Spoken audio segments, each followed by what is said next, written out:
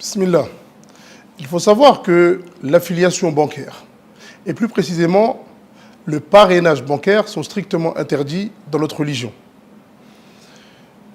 Et en quelques mots, le parrainage, c'est le fait de parrainer quelqu'un qui va entrer dans notre banque par notre cause, et en contrepartie, cette banque va nous verser de l'argent ou un cadeau.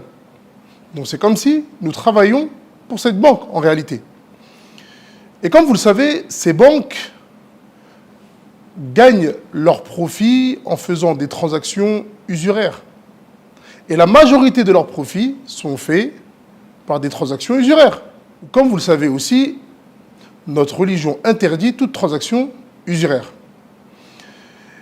Et comme il est venu dans le hadith, le prophète alayhi salam a maudit celui qui mange de l'usure, celui qui fait manger un riba, celui qui écrit le contrat du riba, de l'usure, et les deux témoins présents lors de ce contrat.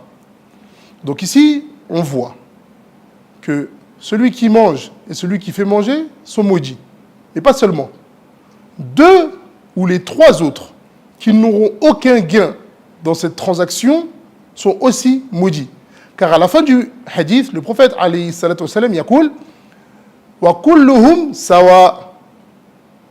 Donc, lorsqu'il rajoute ensuite celui qui écrit et les deux témoins, donc ça fait trois personnes qui n'ont aucun gain dans cette transaction, et il dit wa kulluhum sawa. Donc tous ceux-là sont semblables. Donc ici on comprend que ceux qui ne vont même pas profiter de cette transaction, ils rentrent dans la parole du prophète alayhi salatu wassalam. Que dire de celui qui va percevoir de l'argent dans cette transaction, ou qui va faire entrer son frère dans cette banque?